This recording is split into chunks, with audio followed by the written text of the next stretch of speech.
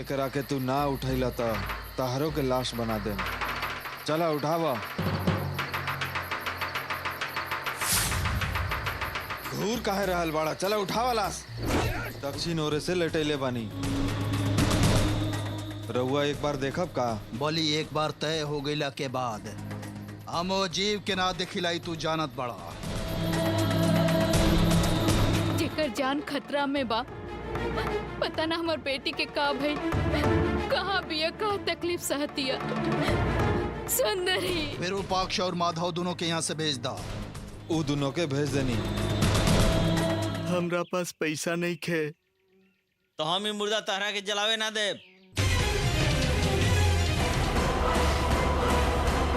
विरूपाक्ष, हमार सब शक्ति हमरा वापस मिल गई बा। माँ के वो अष्ट लक्षण वाली कन्या के बलि देवे से हमार शक्ति और बढ़ गई बा। हमरा याद नहीं किया रहल। याद करा बंगारी। तारा जौन याद बा उहे कहा बंगारी। याद करा बंगारी। विरूपाक्ष शास्त्री जी के पैर छू के हम आशीर्वाद ले रही।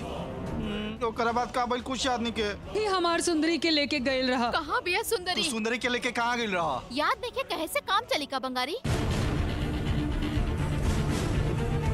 हमरा कुछ याद नहीं के। कृपा करके हमरा के जाए दी।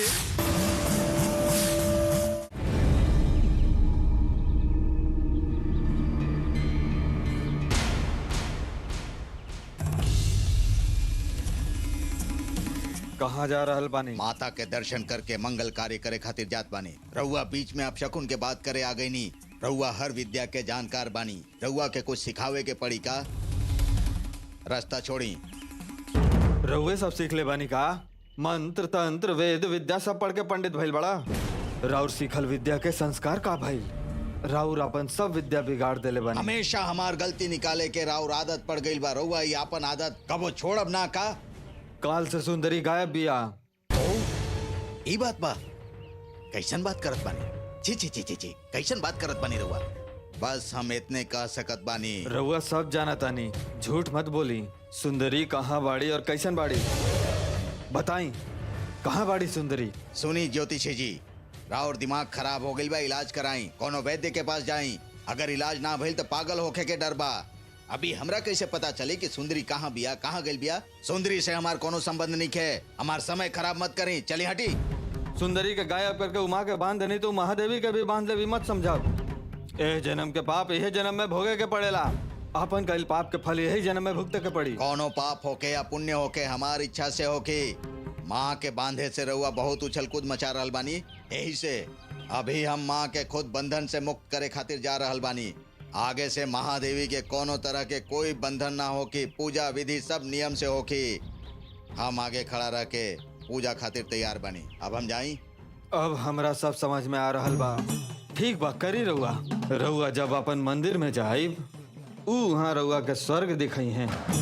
आपन कैली राउर कार्य के फल राउर अच्छा ना होखी।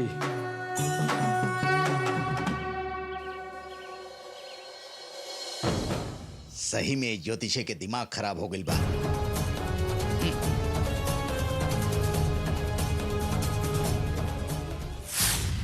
हम बहुत बार समझिले रही कि पूरा अमावस बा, ओकरा के कोनो हाल में बाहर मत जाए दी।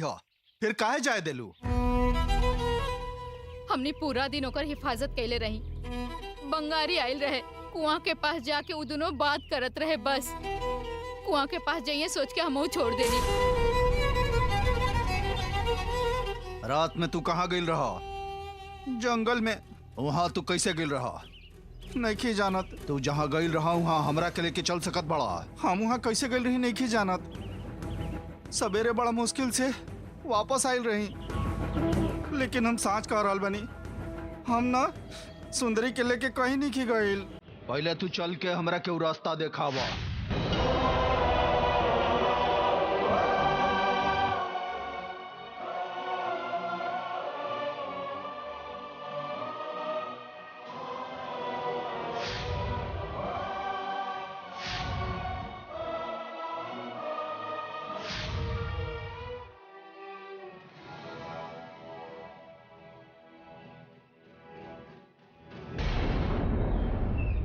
सवेरे जब हम उठनी तो एजे रही, हम यहाँ कैसे आयल रही नहीं की जानत।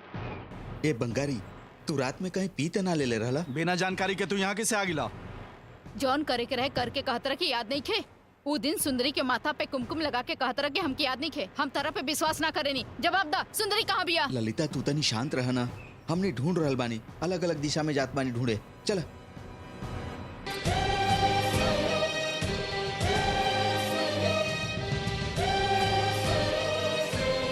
बोली कन्या तैयार बिया का?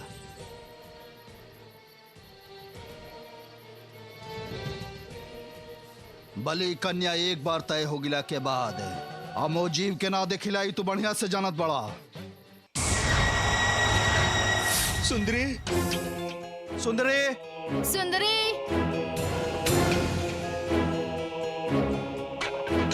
सुंदरी, सुंदरी, सुंदरी, सुंदरी, सुंदरी, सुंदरी, सुंदरी, सुंदरी, सुंदरी,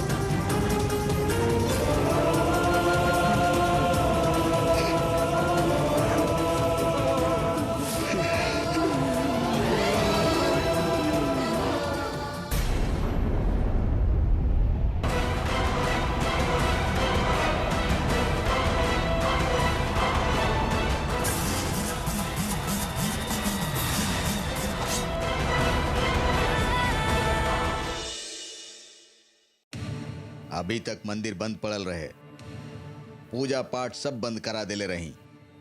एकर प्रायश्चित खातिर पूरा मंदिर के साफ करा के ओकर सजावट करके शुद्धिकरण करे के होई। ई सब हम करत बानी। सब भइला के बाद हमरा गर्भगृह से बाहर आवे तक केहू अंदर ना आई, केहू के अंदर मत आवे देव, समझ गई नी? का हो गईल? गलती हो गई। कहाँ कहाँ भइल हम नहीं जानत। बली कन्या कैसे बदल गईल रहे? रउआ जौन लड़की देखले रही वो पहाड़ से गिर के मर गई रहे। तो फिर ई खबर देवे रउआ पास आयल रही। हमरा के काहे ना बतैला? रउआ ध्यान में रही और बोले रही कि केहू ध्यान भंग न करे। लेकिन ये बहुत बड़ अपराध हो गईल बा। हम सजा भुगते खातिर तैयार बानी। तू एकरा से पहले ऐसन कोनो गलत काम नहीं खकिले। हमार दिमाग खराब हो गल रहे। दोसर बलि कन्या लावे के कहले रहे? विरूपाक्ष शास्त्री। एवा गांव में अष्ट लक्षण वाली लड़की बिया, ओकर बलि काहे नहीं खदे दे? यहाँ बिया अष्ट लक्षण वाली बलि कन्या। कौन हिया वो? अष्ट लक्षण वाली वो बलि कन्या बिया सुंदरी, त्रिपुर सुंदरी।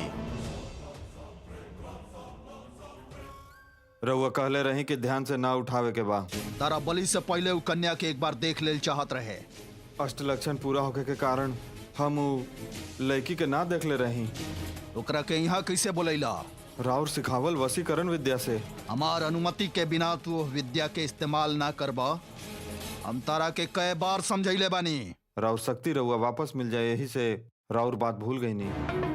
राउर बलि पूजा के वक्त नजदीक रहे, यही से गलती हो गई। ये कोनो साधारण गलती नहीं के भइल, घन घोर अपराध हो गिल बा हमरा से। अभी बात मालूम पड़ रहल बा। अब अगर हम हजारों हजार जन्म ले ले तब्बो एकरा के सुधार ना पाई, बैसन गलती करा देले बड़ा हमरा से। ओ खातिर हम अपन बलि दे दे। गुरु द्रोह करे खातिर हम प्रायश्चित करब। अभी के कईल गलती कम बा का? बार बार कहे हमरा से पाप के बोझ उठवा रहल बड़ा। अभी मिलल रउआ शक्ति से ओकरा के वापस जिंदा नहीं कर सकत का? हम ओकर सर धड़ से अलग कर देले बनी। अब कुछ नहीं के कईल जा सकत। कोनो और सर ओकरा में लगावल जा सकेला का, जैसे गणेश जी के लगावल गई रहे? हम एगो गलती पहले ही कर देले बनी। बार बार हम गलती नहीं कईल चाहत। भगवान के सर भी तो अलग अलग रहेला, जैसे वराहा, नरसिम्हा, कुर्मा अवतार। वो लोग भगवान हा, कौनो सर लागी तब्बो भगवाने रही हैं। लेकिन हम बलि दे देनी अपन दीदी के बेटी सुंदरी के। सुंदरी के? हम जेकर उम्र बढ़ावे खातिर पूजा करे गईल रही, ओकर सर के हम अपन हाथ से धड़ से अलग कर देनी।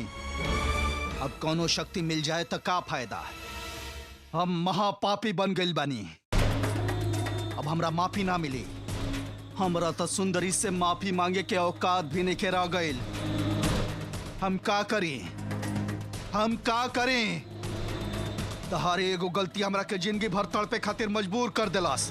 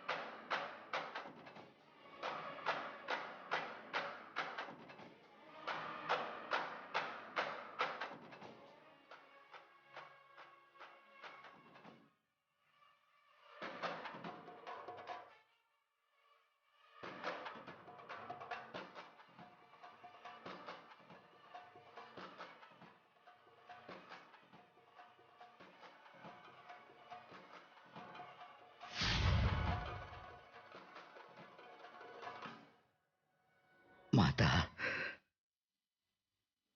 महादेवी, हे हमार माता, अपनी बेटा के क्षमा कर दा माँ। आज के बाद आइंदा से हम कबो ऐसन गलती ना करब।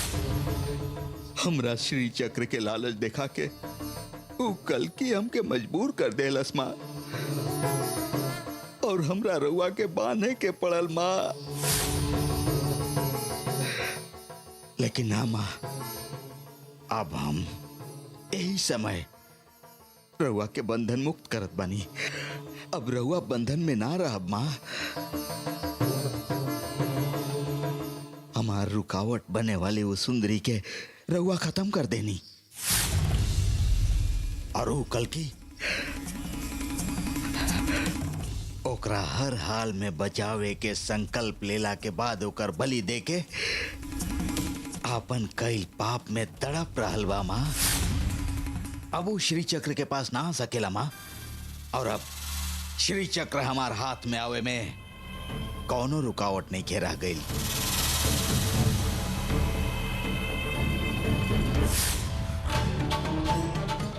माँ, माता, इस सब राउर कृपा बा। अभी माता, अभी यही समय हम रउआ के बंधन मुक्त करत बानी माता। हाँ, अभी ये करत बानी।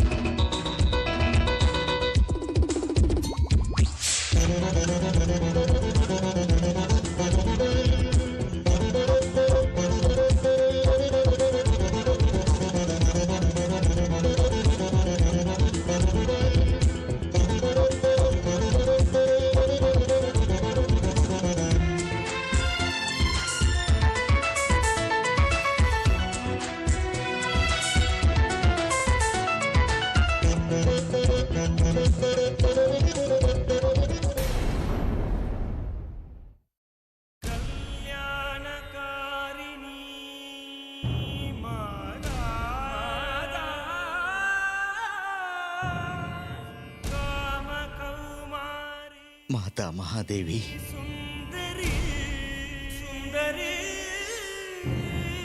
हमरा और बंधन खोल देनी। हमरा से गलती हो गई माँ, रउआ महामाता बानी, रउआ क्षमा कर दे, भरोसा बा माँ। अब रउआ क्षमा करी चाहे दंड देही, सब राउर हाथ में बा माँ, राउर हाथ में बा।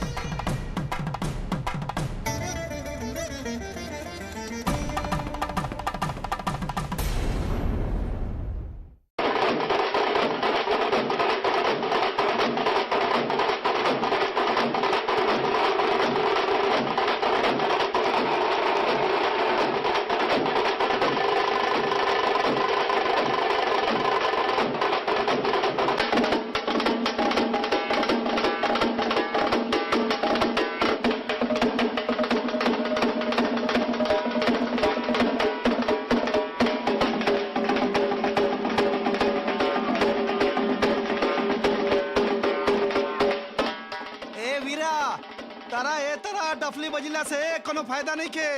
अगर हमरा से पैसा लेल तारा अच्छा नहीं के लगत तो तू उधार समझ के ले लो, जब पैसा आई तो लौटा दी हो।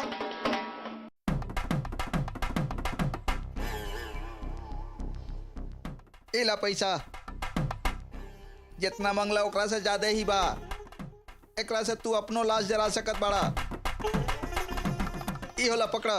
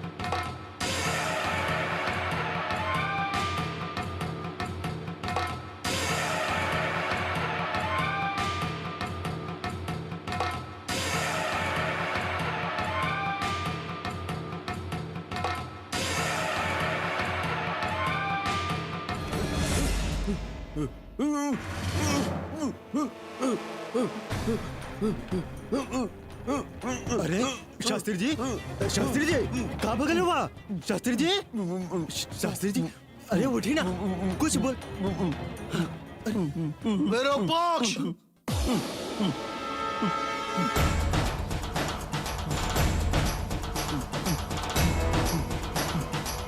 शास्त्री जी, शास्त्री जी, शास्त्री जी।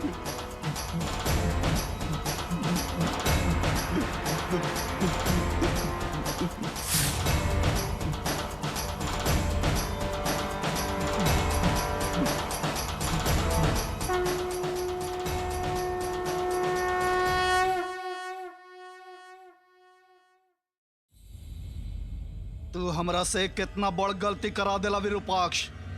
हम जौन लड़की के बचावल चाहत रही, वही लड़की के तू धोखा से हमारे हाथ से मरवा देला।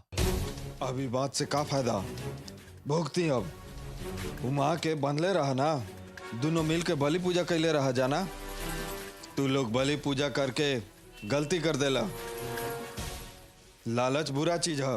अब देखा, तू लोग के तनिको सोचे के मौका ना मिलल। 1 मिनट में उमा तू लोग के सजा दे दिली। हमार माँ बाप के आखिरी वक्त में सेवा करके हमार दीदी हमरा पर जौन एहसान कैले रही, सुंदरी के आयु बढ़ा के वो एहसान चुका देती। लेकिन तू ही मौका खराब कर देला। तू हमरा से ही पाप करवा देला, हमार बेटी के हमारे हाथ से बलि चढ़वा देला। सब खत्म हो गईल। ई मत समझिए तू, जौन माँ के बांध के तू लोग बलि पूजा कैले बड़ा, उ माँ तहरा के छोड़े वाली नहीं खी। देख ली है।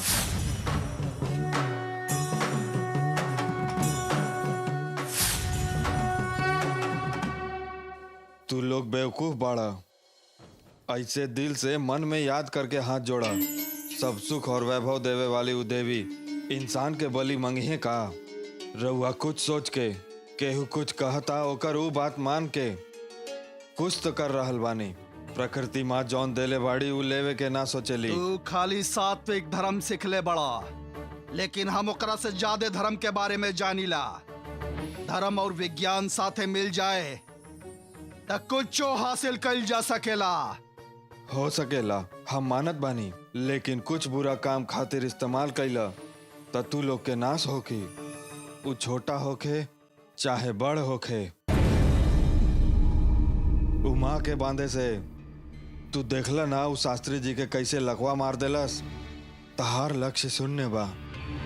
जेकरा के तू अपन बेटी समझत रहा, ओकरा के मार देला।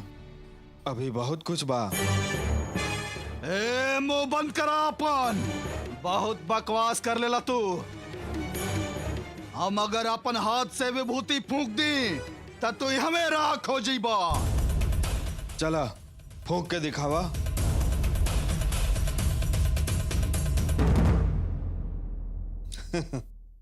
मारे वाला हाथ से बचावे वाला के हाथ बड़ होखेला। फेंका भाभूत। हम माँ के रक्षण में बानी। हम कहीं भी रहब तो माँ हमार हिफाजत करत रही हैं।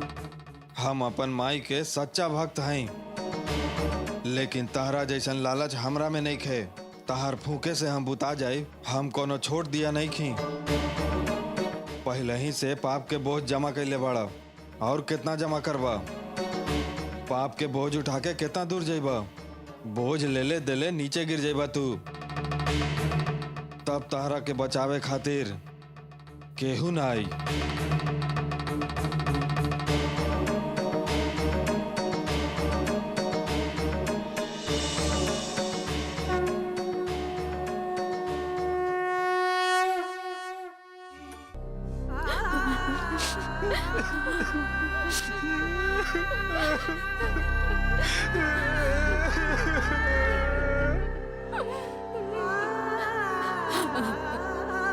सुंदरी।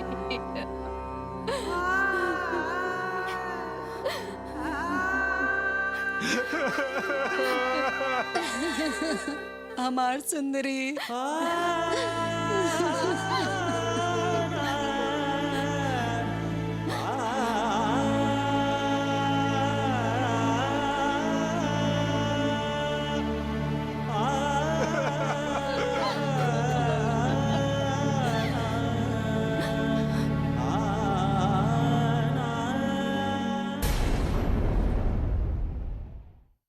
माई, ई हमार लालच बा, ई मत समझब। विधि के अनुसार सब कुछ हो रहल बा, ई हम जान रहल बानी। लेकिन विधि पर सवाल करे के हक हमरा नहीं खे। राउर जौन खेल बा, ओ में एगो हारी तो दूसर जीती, एगो जिंदा होई तो दूसर शमशान जाए। लेकिन हमरा ना समझ में आवे वाला बहुत सारा सवाल हमरा मन में आके हमरा दुखी कर रहल बा। ओकर जवाब हमरा ना मिली तो ई प्रश्न हमार मन में घूमत रही और हम सुत ना पाई। खाइब तो हजम ना होखी। जब तक हमरा जवाब न मिली तब तक वो मन में सवाल उठते रही। श्री चक्र के बचावे वाली उस सुंदरी के विधि बलि ले लेलस। अभी श्री चक्र के बुरा लोग से के बचा पाई माँ? श्री चक्र के रक्षा अब के करी माँ?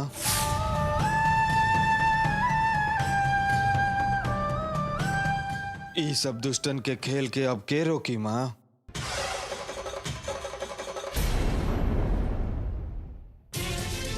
सुंदरी सुंदरी सुंदरी सुंदरी हमार बेटी। माँ ना माँ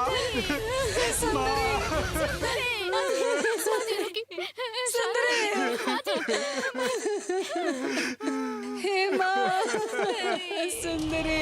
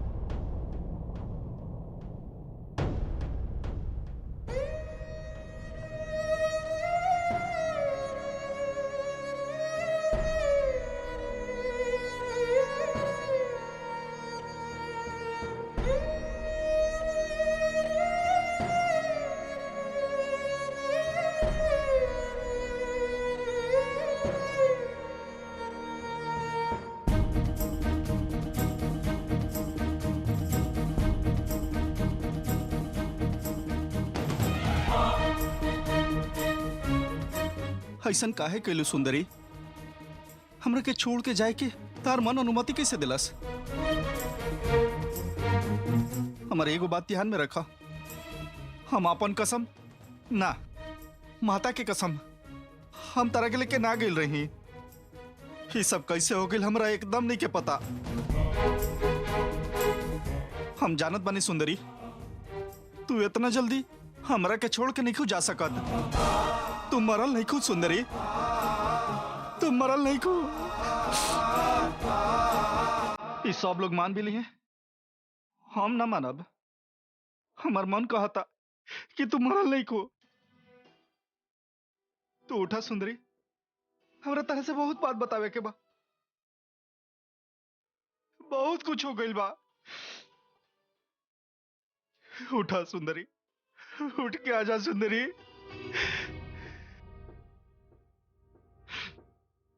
हम रोब ना, तू मरल नहीं खो, तू मरल नहीं खो। उठा ना।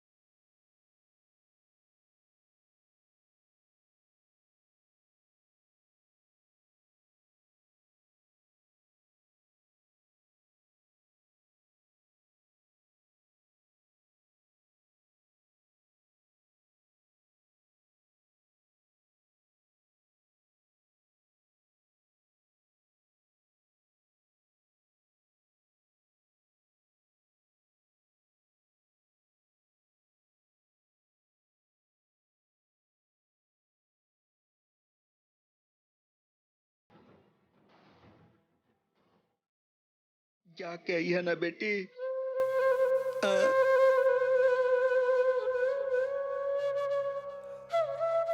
जा बेटी।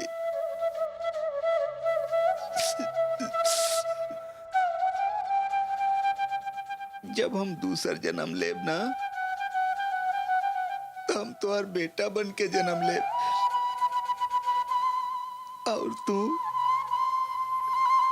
हमरा मरिहा, खूब मरिहा, जब मन करी तब डटिया, जवन मन करी वो करिया। और हम ए जन्म में जितना तंग कैले बानी ना, उस सबके बदला लिया तू। ठीक बना? जा बेटी, जा।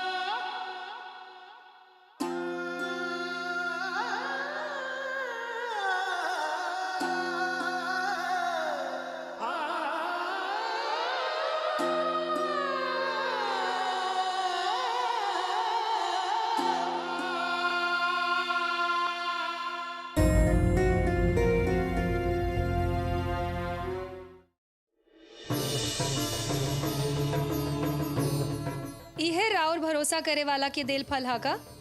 राउर ई काम सही बा का? रउआ त रक्षा करे वाला है, हत्यारिन काहे बन गई नी? तहार शरीर खत्म हो गइल बा, बाकी दिमाग अभियो ऐसने बा। हिफाजत करे खातिर हम बानी।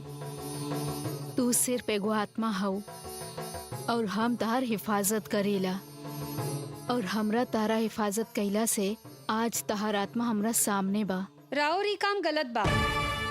जन्म जन्म से हम राउर पूजा करत बानी। एगो माँ, एगो बेटी भक्त बन के राउर हमेशा पूजा करत रही, लेकिन पिछला जन्म से रउआ हमरा साथे अन्याय कर रहल बानी। ना बेटी, जन्म जन्म से तारा हमार पूजा करे के कारण हम तारा के हर जन्म में अपन स्थान पे पैदा करा के तार हिफाजत करीला। बाकी ई बात तहरा समझ में नहीं आ रहल। बस हम तो अपन धर्म के हिफाजत कर रहल बानी। का रक्षा कर रहल बानी? राउर श्री चक्र के रक्षा करे खातिर हम आपन जान हथेली पर रख के रउआ खातिर लड़त रही। बदला में रउआ का देनी? हमार जान ले लेनी। ई रउआ सामने भइल रहे। ऐसन कौन धर्म के रक्षा करे खातिर हमार जान के बलि ले ले रही? श्री चक्र न हमार है और न तहार है। उ तो ऊपर आ रहल बा दुनिया के भलाई खातिर।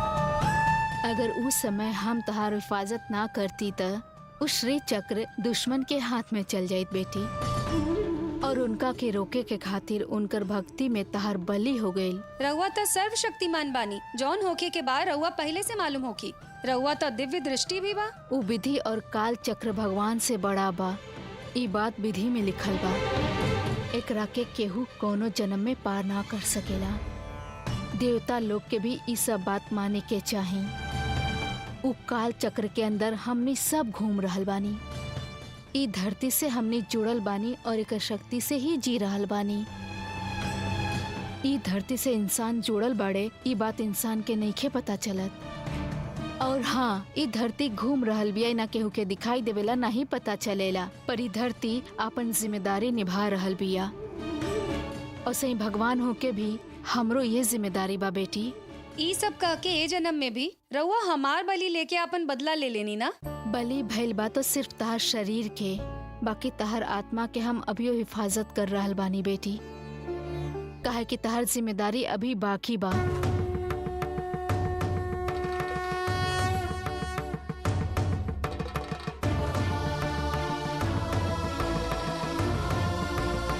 तू अपन पिछला जन्म के याद करके, तू हमरा से नफरत करके, हमके डांट के तू अपन जिम्मेदारी के भूल गेलू बेटी, और अपन जिंदगी के बेकार में बिगाड़ लेलू।